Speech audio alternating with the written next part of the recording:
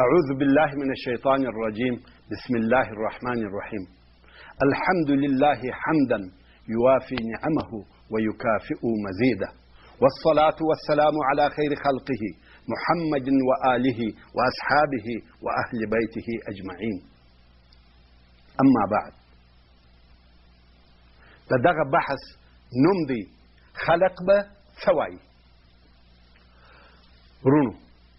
زموږ ټول کارونه د بل دپاره دي ښځې مو جګ بوټونه د بل دپاره په پښه کوي سره له دې چې په دغسې بوټو کې تګ کول دونه سخت او مشکل کار دی لکه یو انسان چې پر رسۍ تګ کوي که څوک دغه خبره نه مني نو د 100 ګامه د پښو د ګوتو پر سرو ولاړ شي یوازې خو لا دا نه بلکې د دغو بوټو په واسطه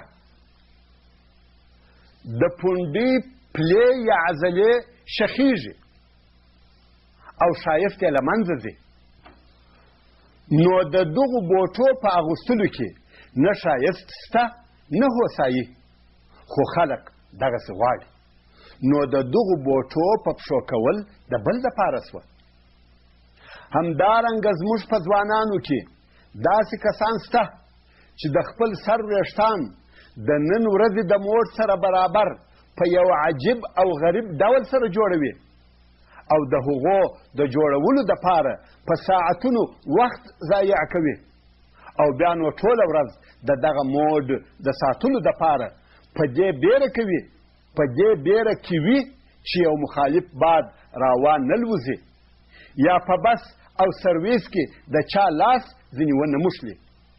او ډېر ځله یې په سر کې کا یا خارشت پیدا سي خو دی یې له دې بیرې نسي ګرولی چې هغه د ده د سر ډیکوریشن خراب نسي دغه د سر د کا او نه ګرولو تکلیف د خلقو دپاره ګالي همدارنګه د ځینو ښځو ظرافت او لطافت د نورو کسانو دپاره دی ځینې ښځې د خپلو میلمنو او د شریکانو سره په خوشحاله مخ او خندانه چهره په خوږو او د نازه ډکو خبرو مخامخ کیږي خو د خپل خاوند سره یې خبرې په ګیلو او تانو وي په تریو مخ ورته ګوري او په اوږده ژبه جوابونه ورسره وایي دغه رنګه د ځینو نارینهو ژوند همداسې وي چې تر کور د باندې خوشحاله او په کور کې ترنګلی ناست وي زموږ د ټولنې د ښځو زینت او ښایسته لباس د پردیو دپاره دی کله چې له کوره یوې مهمانۍ یا واده ته ځي نو هغه خپل ښه لباسونه واغوندي ځان په عطرو سره خوشبویه کړي خو خاوند بیچاره یې بې له پاشلو وریښتانو او تروه مخه او بې له پیاز او اوږې د بویه په بل شکل نه دی ورسره مخامخ سوی دا دې هم درته معلومه وي چې د نارینهو مو هم دغه حال دی کله چې له کوره وځي پاک او سپېڅلی وي خو دننه په کور کې خیرن او لغوړن وي که د خوړو لوښو ته راسو کله چې میلمانه راسي ښه غابونه او غوریګان پر سترخوان واوډل سي او که بیا څوک نه وي نو خواړه پر مځکه یا په اشپزخانه کې خوړل کیږي د دې څخه دا معلومه سوه چې زموږ ټولې ستړیاوې او د ژوندانه زولنې که څه هم موږ هر څه مال او دنیا ولرو د نورو خلقو دپاره دي که موږ وغواړو چې لور واده کړو موږ نه د دې مصلحت ته ګورو او نه د دې د خاوند مصلحت ته نه مو د دې د ژوند نیکمرغي په فکر کې وي نه د دې د خاوند هوسایي بلکې زموږ ټوله فکر د واده په شپه کې وي چې خلق څنګه او په څه ډول راضي کړو یا په بل عبارت څنګه ځانونه وښکاره کړو همدارنګه د ځوان په اړه نه د هغه د اخلاقو پوښتنه کوو نه یې د دیانت بلکې د مهر په اړه چینې وهو هغه هم د دې دپاره چې خلقو ته دا وښکاره کړو چې زما د لور یا زما د خور مهر دومره زیات دی همدارنګه خپل مسکنت ته نه ګورو بلکې د ځان د ښکاره کولو او سیالیو دپاره که په پور وي که په دار دونه کلنګ ښکاره کوو چې خلق ووایي ماشاء الله څونه ډېر شیان یې ورکړي وه،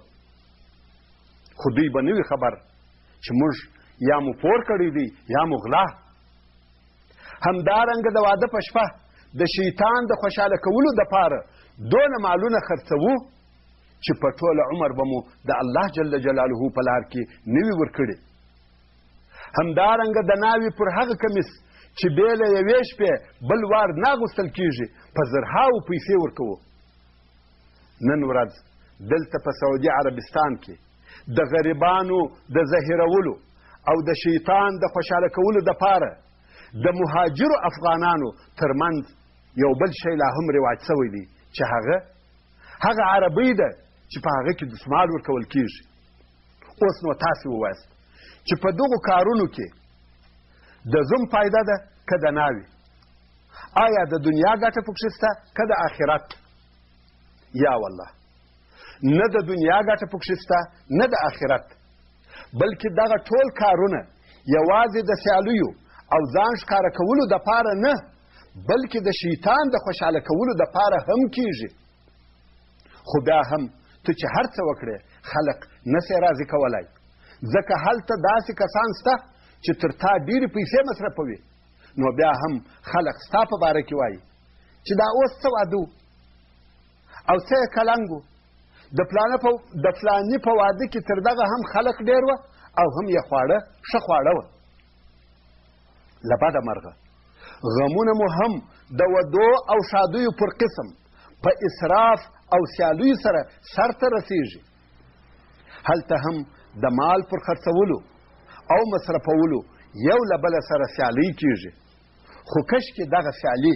یا دغه اسراف یوازې د واده په کورنۍ یا د مړي په کورنۍ اړه درلودلی، بلکې په هر واده او په هر غم کې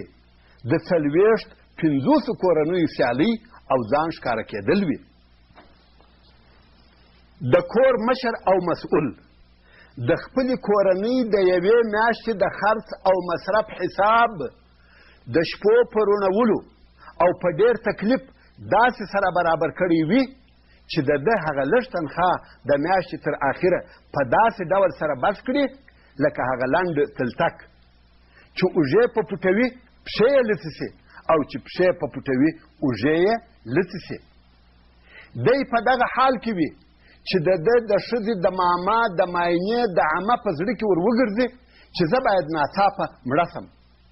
نو په دغه وخت کې د ده ښځه ورته راسي او وایي اوس بې له ځنډه او په ډېره چابکي سره 400 افغانۍ د فاتحې د تور کمیس د رانیولو دپاره غواړم. خاوند بیچاره یې ورته ووایي ښځې زموږ تنخواه دغه زیات خرڅونه نسي قبلولی، ځکه زموږ تنخواه زموږ د اولادو نه بسیږي. نو دا په ژړا او واویلا شروع وکړي او وایي څنګه به د دغې مرحومې ځوانې مرګې زما د ماما د ماینې د عمه فاتحې ته بې له تورو جامو ورځم او خلق به څه راباندې وایي. حال دا چې دغه مرحومه ځوانې مرګه به فقط د 9 کالو وي او د 6 کلو راهیسې به هیڅوک د دې لیدنې او کتنې ته نه ورتله. خو اوس خبره دا ده چې خلق به څه وایي. بیا هم کله چې ستا د دفتر د رئیس د ملګري د زوی د ماینې اولاد پیدا سي نو پر تا دا لازمه ده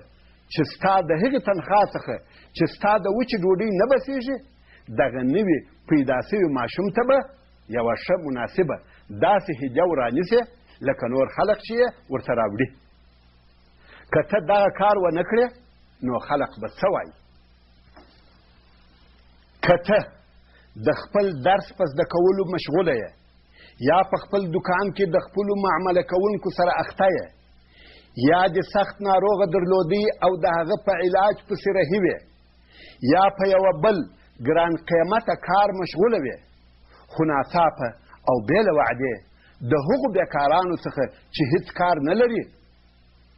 د دې دپاره یو درته راغلی چې خپل وخت ستا سره په عبث او بې ځایه خبرو تیر کړي. خو ته باید هیڅ ورته ونه وایه چې زه فارغه نه یم، که نه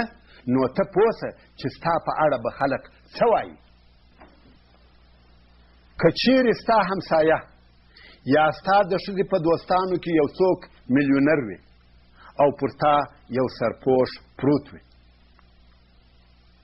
بې له خپلې تنخوا یا هغه دوکانه چې ګټه یې ایله په ایله ستا کورنۍ مصرف در پوره کوي بل څه نه لرې، نو هغه همسایه یا قریب دی د خپل کور دپاره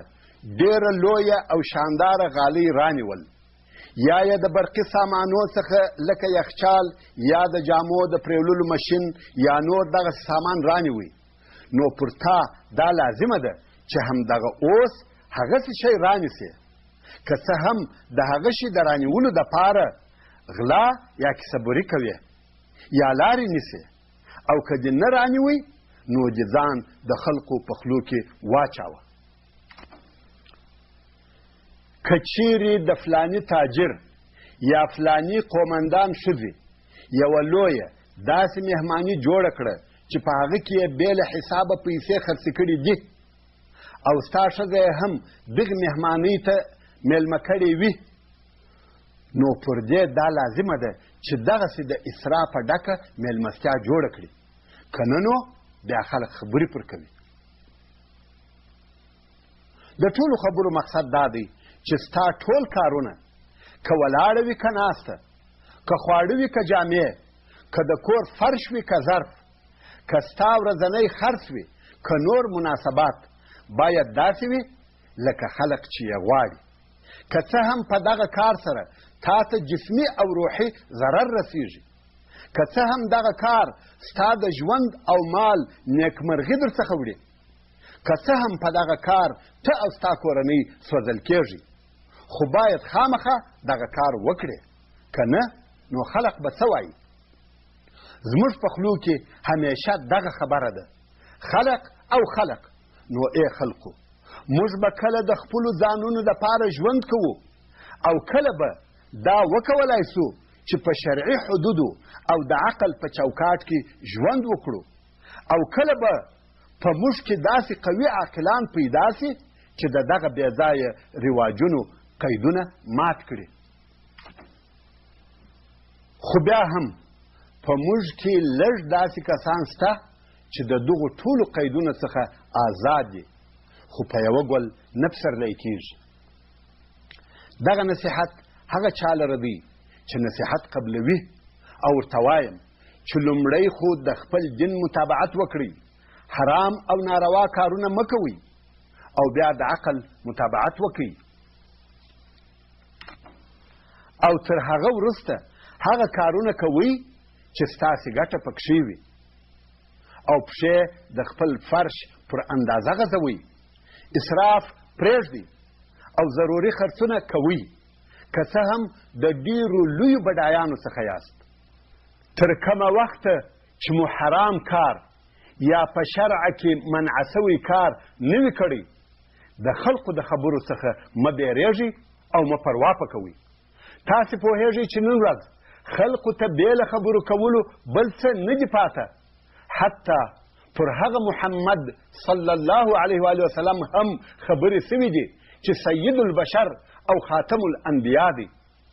چا به ویل لیونی دی، چا به ویل ساحر دی، او چا به ویل درواغجن دی، العیاذ بالله. نو خلق دې ستاسې په باره کې هم هغه څه وایي چې د دوی خوښه وي، او د خلقو په خبرو تر هغو پروا مه کوئ چې الله جل جلاله مو راضي کړي وي. والسلام علیکم ورحمة الله وبرکاته.